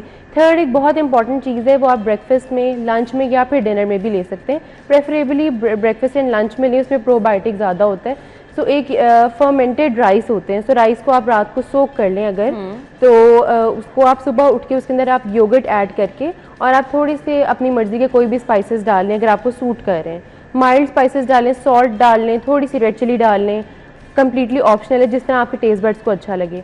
ये अगर आप नाश्ता करेंगे तो आपके स्टमक को बहुत लाइट फील होगा। प्लस प्रोबायोटिक है क्योंकि योगर्ट है इसके अंदर और वो फर्मेंट हुआ है ओवरनाइट, तो वो बहुत अच्छा है। ना सिर्फ हमारे स्टमक के लिए, हमारी स्किन के लिए, हमारी वैसी एनर्जेटिक फील करवाएगा। थर्डली लाइट होता है बहुत ज़्यादा, तो आपको एक फीलिंग ऑफ फुलनेस भी होगी लेकिन आपको हैवी भी नहीं फील होगा।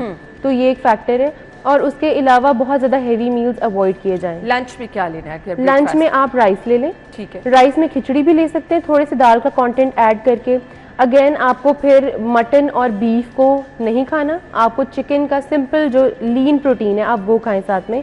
अगर आपके बहुत स्वेयर इश्यूज़ है तो आप वो लीन प्रोटीन को भी थोड़ा सा कम करेंगे। वेयर एज अगर आप नॉर्मल मतलब इश्यूज़ हैं तो आप उसमें चिकन का कंटेंट एक नॉर्मल क्वांटिटी में, जिस तरह एक फिले हो गया चिकन का, ये एक बोटी हो गई, वो आप ले सकते हैं, साथ में आप राइस ले लें। अच्छा, नॉर्मली नाश्ते में लोग अंडा भी ले लेते हैं, तो क्या स्टमक के जो पेशेंट हैं उनके लिए अंडा सूटेबल नहीं है? अच्छा, बहुत ज़्यादा जो स्वेयर इश्यूज़ हैं उसमें तो आप नहीं लेंगे, लेकिन अगर आपके माइन्यूट से इश्यूज़ हैं जो मैनेजेबल हैं, जैसे एसिडिटी है, ब्लोटिंग है, तो आप ले लें अंडा। अंडा is lean protein, egg is very good. तो उसके अलावा जो कांजी आप जो मैंने आपको फर्मेंटेड राइस बताया था, उसके साथ तो आप अंडा ना भी लें तो वो एक कंप्लीट मील है, क्योंकि उसमें कार्बोहाइड्रेट्स भी हैं, उसमें प्रोबायोटिक्स भी हैं, योगर्ट भी है, तो हर चीज़ है उसके अंदर। लेकिन अंडा इज़ सेफ, अंडा आप ले सकते हैं। बस आपने होल फूड्स जो होल व्हीट है या फिर जो बहुत ज़्यादा हस्क वाले गंदम के आटे की रोटी है वो नहीं लेनी। आप उसमें थोड़े सिंपल ऑप्शंस की तरफ आ जाते हैं। हम लोग एट टाइम्स क्या करते हैं कि बहुत सारे लोग अब आटे के अंदर फ्लैक्स सीड्स या सनफ्लावर सीड्स या इस तरह के सीड्स ऐड करके उसको पिसवाते हैं, सो दैट होल ग्रेन हो और फाइबर ज़्यादा हो। वेराइज जब आपको स्टमक के इश्यूज होंगे तो उससे एग्रीवेट हो सकते हैं। तो आपने कोशिश ये करनी है कि लीन प्रोटीन लें, यानी कि चिकन या फिश लें, और साथ में योगर्ट का इस्तेमाल लाजमी करें। स्मॉल मील्स लेंगे आप, रोटी आप ले लें, लेकिन आप कोशिश करें कि राइस भी ऐड करें, बिकॉज राइस सॉफ्ट होता है, इजी टू डाइजेस्ट होता है। सही। अब रात का खाना टाइमिंग क्या होनी चाहिए और रात के खाने में आपने क्या लिया? अच्छा, रात का खाने में टाइमिंग बहुत मेजर रोल प्ले करती है। जब आप लेट खाएंगे तो आपको होगा gastric issue.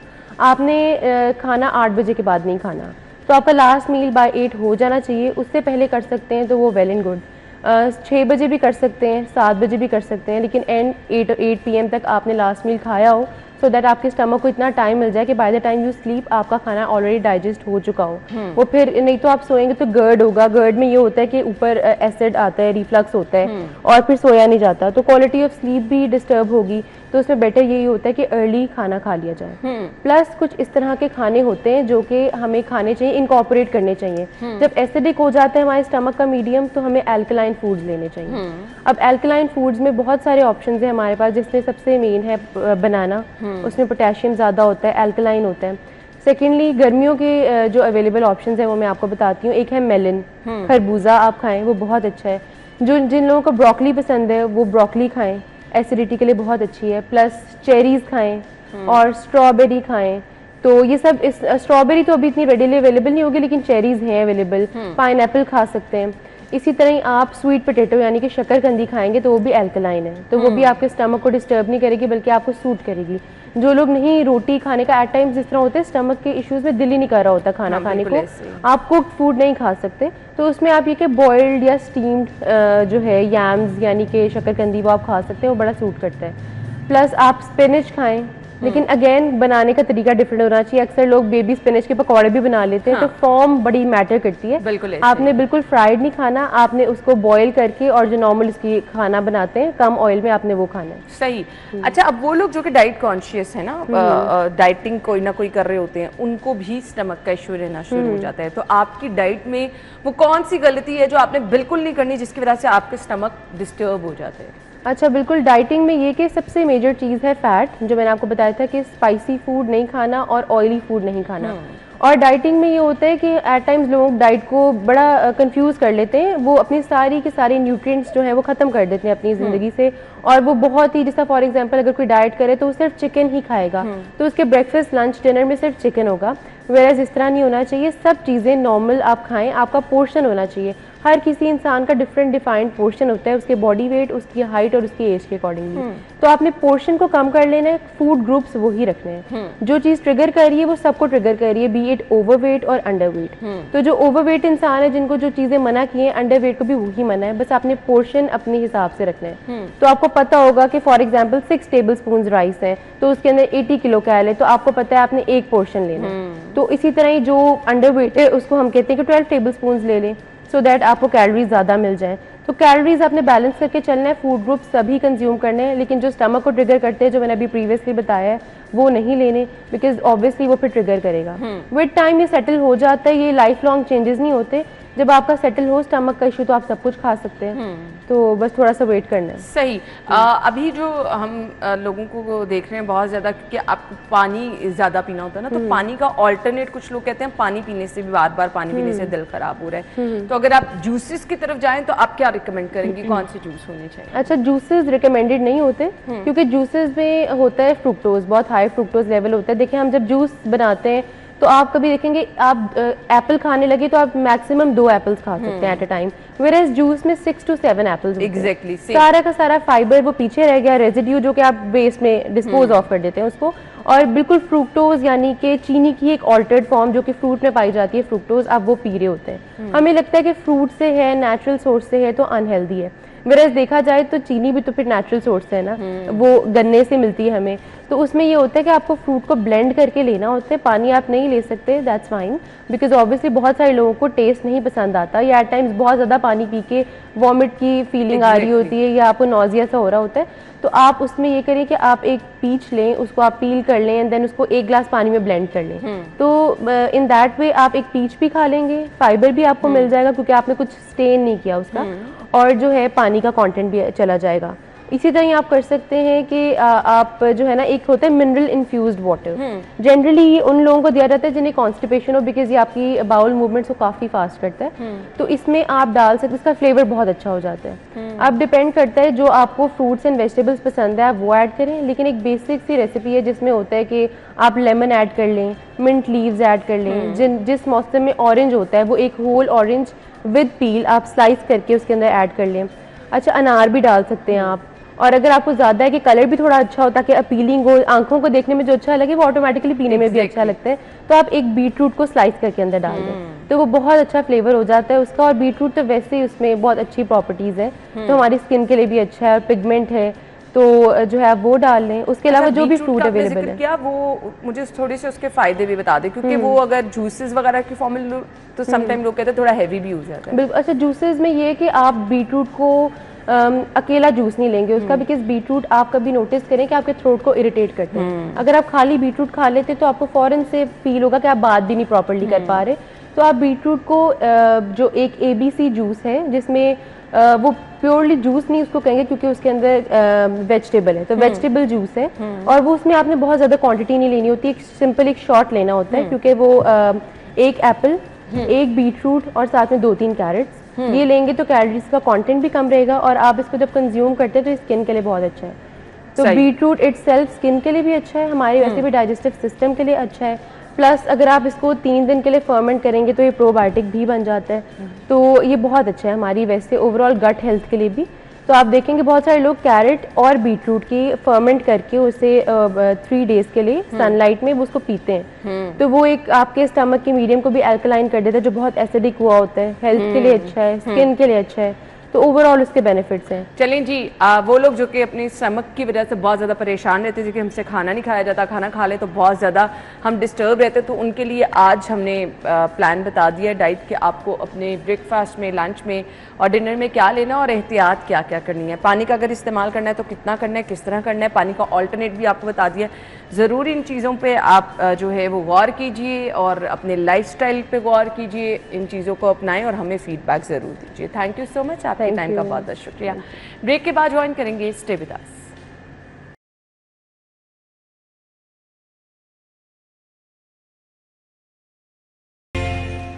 Welcome back once again. So अब जिनकी बर्थडे है उनको हम विश करने जा रहे हैं जी। सालगिरह आज किसकी है जी? मोहम्मद अरसलान की, सुबहान की, इसके बाद जी अरसलान शेख, ताहा सलमान, मोहम्मद आबिन हसन, और इसके बाद जी मोहम्मद जोहान की सालगिरह है, हादी अली मिर्ज़ा, वकार असलम, शाहिद, अब्दुल तवाब मलिक और मोहम्मद आजानुल हक है जी। और इसके बाद वकार असलम। आप सब लोगों को सालगिरह की मुबारकबाद, हैप्पी बर्थडे।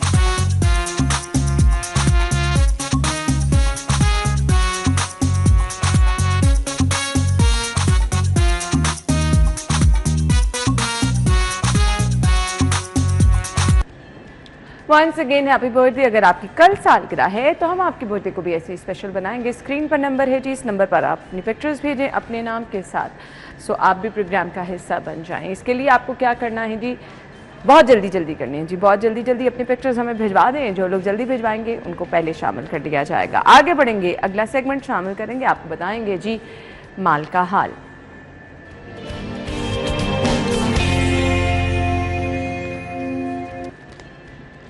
आपके साथ रेट लिस्ट शेयर करेंगे, आज के करेंसी रेट क्या हैं।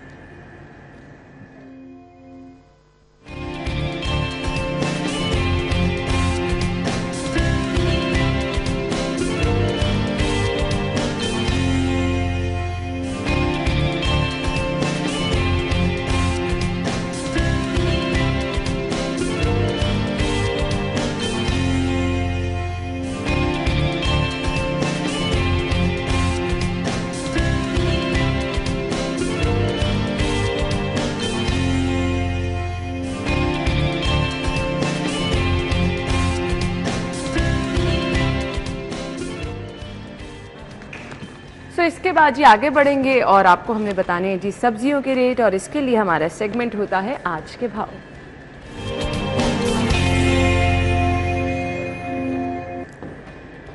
अच्छा जी, समरा मौजूद है इस वक्त बाहरी मार्केट में, रेट लिस्ट उनके पास है। ओवर टू यू समरा।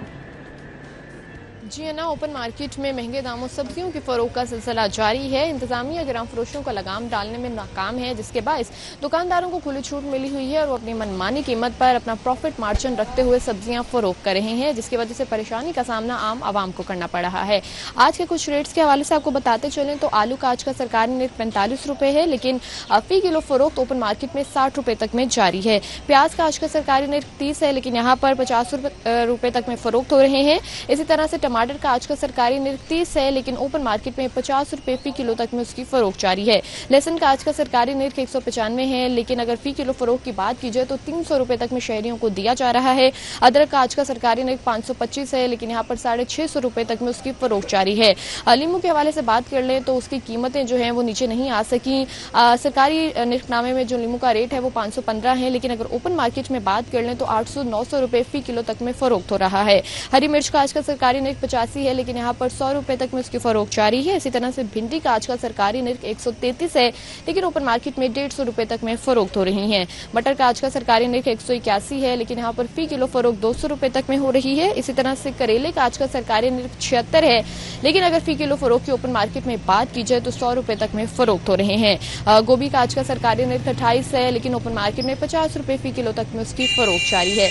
शहरियों की जानिब से यही कहा जा रहा है कि दिन ब दिन बढ़ती हुई महंगाई की वजह से उनके लिए सब्जियां खरीदना भी मुश्किल होता जा रहा है। ऊपर से ग्राम फरोशों की वजह से उन्हें परेशानी का सामना करना पड़ रहा है, क्योंकि सरकारी निर्खनामे में रेट्स कुछ और हैं, लेकिन ग्राम फरोश जो है वो अपनी मनमानी कीमत पर सब्जियां फरोख्त कर रहे हैं। तो यहाँ शहरी जो आ रहे हैं सब्जियां खरीदने, उनकी जानिब से इंतजामिया से यही अपील की जा रही है कि एक तो मार्केट्स में चेक एंड बैलेंस रखा जाए और दूसरा सरकारी निर्खनामे पर अमल दरामद। जी ठीक है, thank you so much Samra. Again लोगों की वही शिकायत है कि सरकारी रेट लिस्ट और है और जो सब्जियां मिल रही हैं वो और रेट पे मिल रही हैं। तो लोगों की रिक्वेस्ट ये है कि जी प्लीज़ जो सरकारी रेट है जी उसको इम्प्लीमेंट कराएं। इंतज़ामिया मार्केट्स में विजिट ज़रूर करे और उनकी परेशानी को हल करे। हम ये रिक्वेस्ट आप तक पहुंचाते रहते हैं। बाकी अगेन ये भी शिकायत आती है कि जो सरकारी रेट पे सब्जियां मिलती हैं उनकी क्वालिटी अच्छी नहीं होती है। तो प्लीज़ इसको इंश्योर करा दें, लोगों का ये मसला हल करा दें। हम ब्रेक के बाद आपको ज्वाइन करेंगे, स्टे विद अस।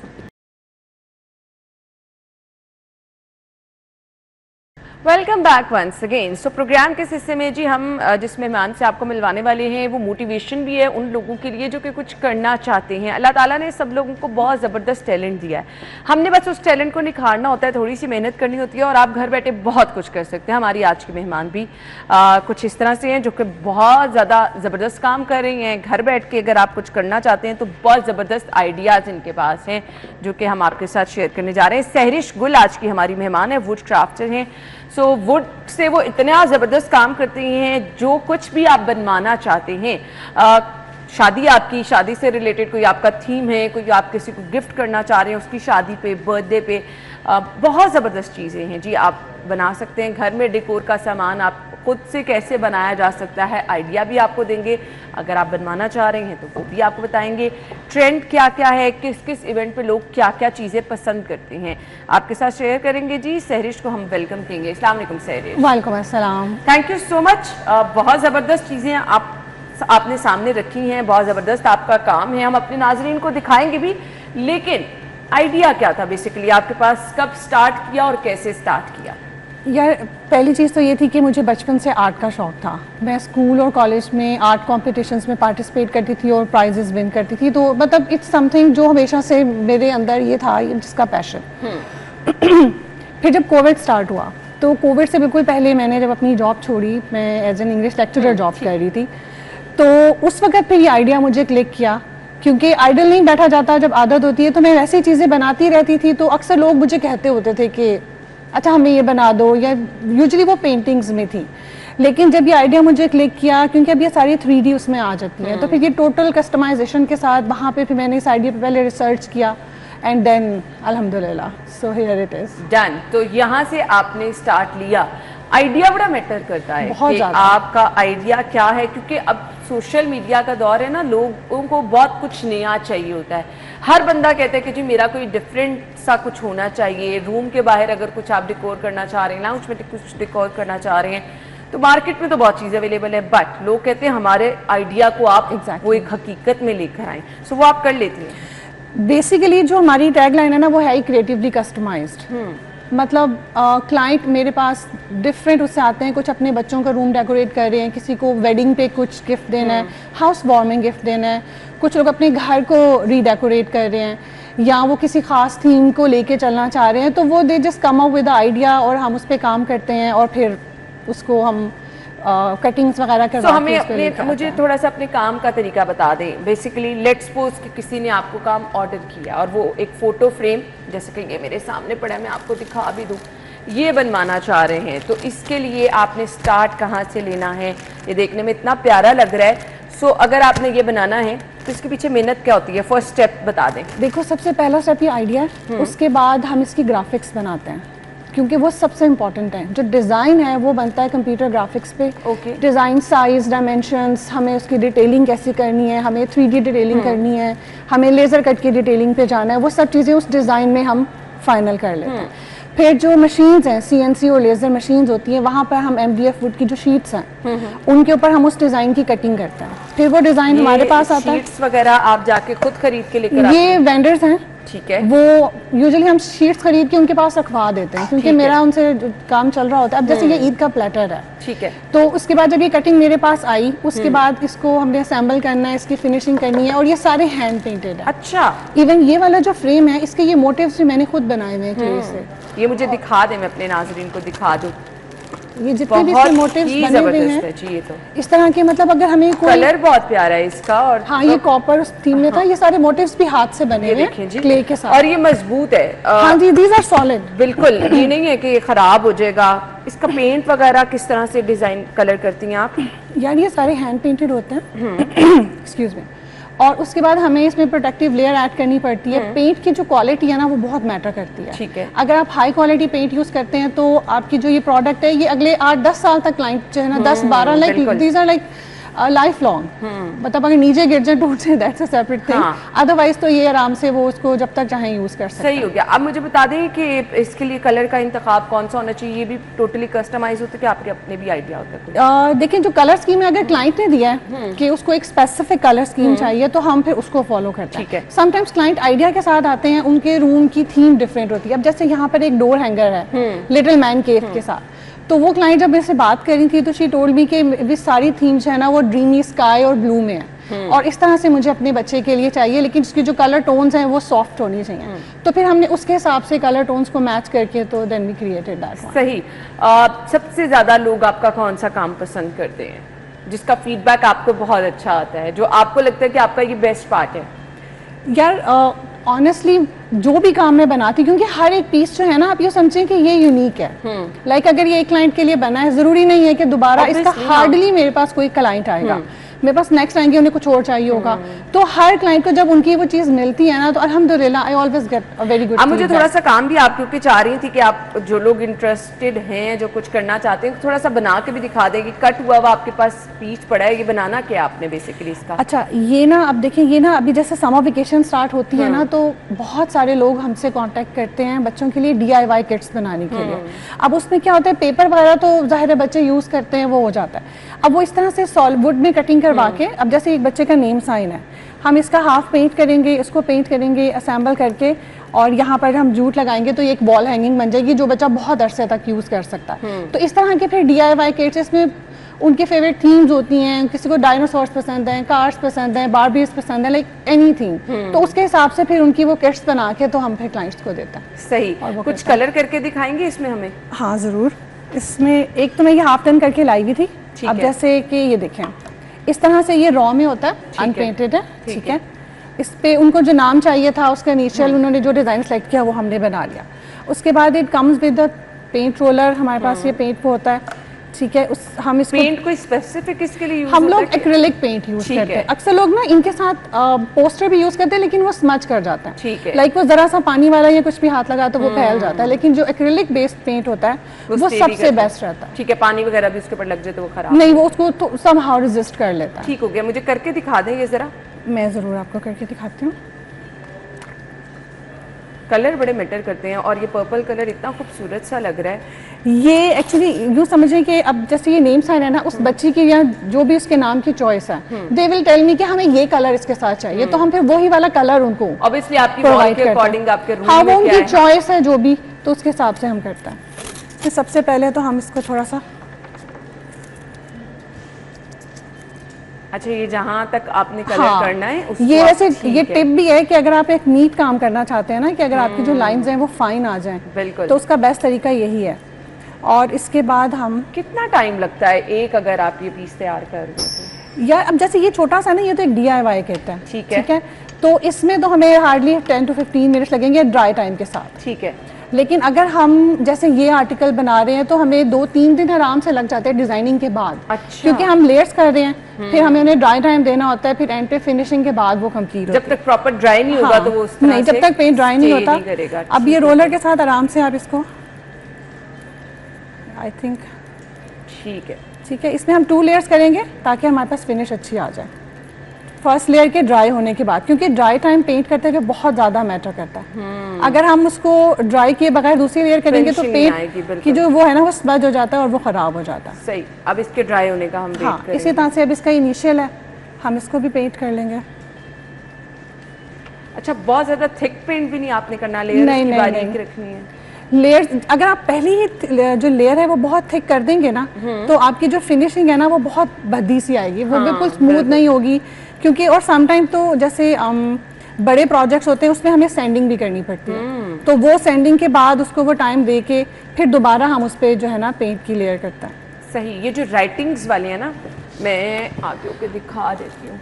आप अपनी पसंद की कस्टमाइज जो भी आप लिखवाना चाह रहे हैं ना, वो आप लिखवा सकते हैं। अभी जैसे मदर्स डे जो है वो गुजरा, फादर्स डे का भी एक मैं आपके पास देख रही थी। हाँ, वो उसके पास कहीं आगे पड़ा था। सो वो आप कोई बड़ा अच्छा सा गिफ्ट कर सकते हैं। इसमें कोई भी इवेंट आ रहा है, अभी जैसे मदर्स डे के गुजरे, अब जैसे एक ये फ्रेम है, ये क्लाइंट का आइडिया था, इन्होंने इंटरनेट से मुझे पिक्चर भेजी थी, ये अम्मी के नाम से एक पिक्चर फ्रेम है, तो उनको ये इस तरह से चाहिए था, तो ये हमने बना के पेंट करके और उनके लिए रेडी कर लिया। लेकिन बहुत ज़बरदस्त अम्मी लिखा हुआ है, ये तो बड़ा ज़बरदस्त है। आप अपनी मदर को भी ये गिफ्ट कर सकते हैं। और इसके अलावा ये भी मदर्स डे के थे, ये फ्रिज मैग्नेट फ्रेम्स हैं, actually these are picture frames. इनके पीछे मैग्नेट्स लगे हुए हैं, इसमें आप पिक्चर स्लाइड इन करते हैं। ये अम्मी, नानो, इवन बाबा, टेक्स्ट इज टोटली कस्टमाइजेबल, तो उसमें यूज किया जा सकता है। ठीक हो गया। आप अपना कोई फैमिली के लिए कोई ऐसा कुछ ट्री बनाना चाह रहे हैं वॉल पे लगाने के लिए, फैमिली पिक्चर्स, तो वो भी आप बना सकते हैं।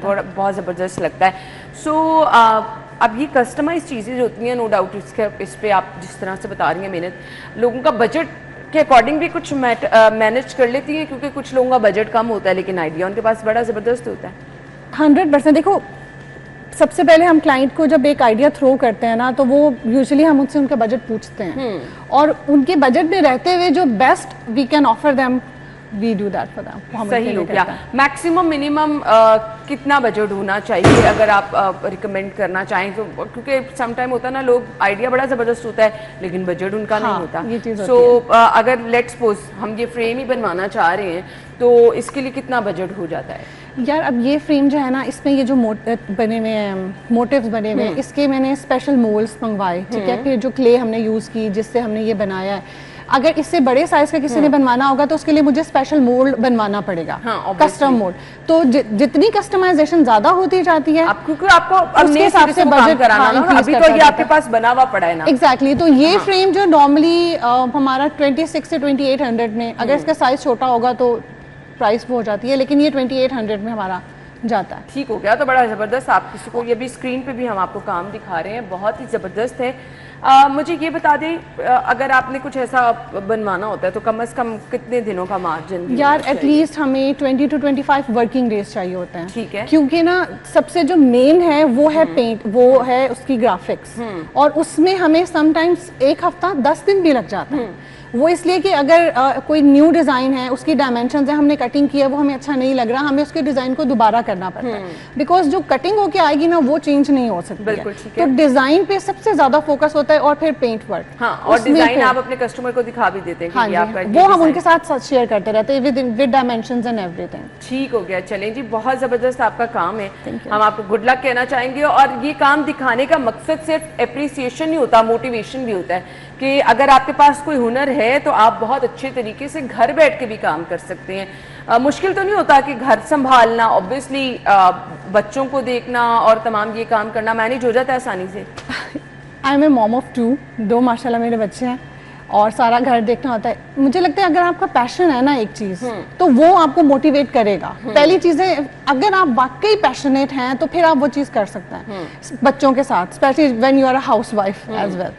और दूसरी चीज़ें टाइम मैनेजमेंट। अक्सर लोग मुझे कहते हैं आप कैसे करती हैं 2 बच्चों को हैंडल करना, घर करना और फिर इतना सारा, क्योंकि ये सब कुछ मैं खुद, पेंट वाला सारा काम तो मैं खुद कर रही होती हूँ, तो वो टाइम मैनेजमेंट होती है। उसमें जो फ्री टाइम है, बच्चों का एक स्केड्यूल है, उन चीज़ों के साथ फिर मुझे इसका जो मैंने टाइम फिक्स किया हुआ है पेंट का, यूजुअली मैं लेट नाइट पे ये काम करती हूँ, तो वो टाइम मैनेजमेंट अगर आपकी अच्छी है तो आप मैनेज कर सकते हैं, और अगर आप पैशनेट हैं, अदरवाइज नहीं। यानी अगर आप कुछ करना चाह रहे हैं तो फिर टाइम भी मैनेज हो जाता है, सब चीजें हो जाती हैं, सिर्फ आपके अंदर शौक होना चाहिए। Thank you so much and good luck. हम ब्रेक के बाद आएंगे जी, स्टे विद अस।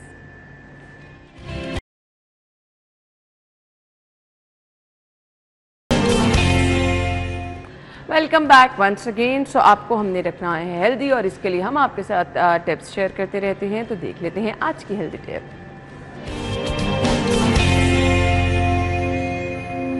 तो सुहेब हमारे साथ मौजूद होंगे, उनकी तरफ चलेंगे, आज के टिप वो बताएंगे। Over to you. Bukhari, I am internationally certified fitness trainer, और आज मैं उन लोगों के लिए कार्डियो वर्कआउट लेके आया हूँ जो जिम नहीं जा सकते, जो घर पे हैं लेकिन उनके पास ट्रेडमिल नहीं है, ना इलेक्ट्रिकल है, ना साइकिल है, और ना जगह भी नहीं है, ना वॉक करने की, ना रनिंग करने की। तो आप अपने कमरे में रह के कार्डियो एक्सरसाइज कौन कौन से कर सकते हैं मैं आपको बताता हूँ। 5 से 6 आपको एक्सरसाइज बताऊंगा, उसको आपने फॉलो करना है। उसको आप कोशिश करें ऑल्टरनेट 3 सेट्स बना के 2 मिनट्स के 3 मिनट्स से करें, तो आपका 100% कार्डियो हो जाएगा, आपका फैट ऐसे बर्न होगा इंशाल्लाह। ओके, तो पहली हमारी कार्डियो एक्सरसाइज है, इसको हम, ये वो सब एक्सरसाइज इनको आप वार्म अप में भी इस्तेमाल करते हैं, जब आप वेट ट्रेनिंग करें या कोई कर रहे हैं, लेकिन हम इसको वेरिएशन देंगे और मैक्सिमम पे लेके जाएंगे। पहली cardio workout, jumping jacks. 10, 9, 8, 7, 6, 5, 4, 3, 2 and 1। Jumping jacks किए, इसको आप कैसे करोगे, 2 मिनट्स का एक सेट बनाओगे और 3 टाइम रिपीट करोगे। नेक्स्ट हम करेंगे बैक किक, हैंड्स हिप्स पे रखेंगे और इसको पीछे की तरफ लेके जाएंगे, लाइक दिस। 10, 9, 8, 7, 6, 5, 4, 3, 2 and 1। ओके, ये हमारी सेकंड ड्रिल होगी। थर्ड ड्रिल हमारी जो होगी वो हम करेंगे high knees, like this, and start like this. 10, 9, 8, 7, 6, 5, 4, 3, 2 and 1। ये हो गए 3 ड्रिल्स। अब फोर्थ की तरफ जाएंगे, फोर्थ कार्डियो एक्सरसाइज। इसमें हम जंप्स करेंगे, और जंप्स कैसे होंगे, साइड पे, लाइक दिस। 1, 2, 1, 2, 3। जब आप एक जंप पूरी करोगे और दूसरी जगह वापस आओगे तो फिर एक काउंट करोगे। 4, 5, 6, 7, 8, 9 and 10। Okay, the last one, step forward करेंगे, फॉरवर्ड स्टेपिंग। 1, 2, 3, 4, 5, 6, 7, 8, 9 and 10। ये 5 एक्सरसाइज करने में मेरी अच्छी खासी एफर्ट लग गई है। जब इसको आप 2 मिनट के 3 सेट्स बनाओगे सबको, तो इंशाल्लाह मज़ा भी आएगा और रिजल्ट भी आएगा इंशाल्लाह। Thank you so much Suhaib. So जो लोग टाइम नहीं निकाल सकते हैं उनके लिए ये तो बहुत ज़बरदस्त है जी। घर में आप रहकर ये आसानी से कर सकते हैं, दिन में जब भी आपको टाइम मिले, कोई ज़रूरी नहीं है कि आपने अर्ली मॉर्निंग ही करनी है। हाँ, बस ये चीज़ें थोड़ी सी मैटर करती हैं कि खाने के फ़ौरन बाद आप बिल्कुल नहीं कर सकते। अगर आप एम्प्टी स्टमक करें तो ये चीज़ें आपके लिए आसान हो जाती हैं। रूटीन में करने हैं जी, अगर आप छोड़ के करेंगे तो वो वाले जो है वो रिजल्ट भी नहीं आपको मिलेगा एकदम से। जो आप चाहते हैं ना कि आप बिल्कुल अपना वेट मेंटेन कर लें, वो नहीं हो सकेगा। सो आप अपना ख्याल रखिएगा। हमारी और आपकी मुलाकात होगी कल सेम टाइम पर। इजाज़त दीजिए, अल्लाह हाफ़िज़।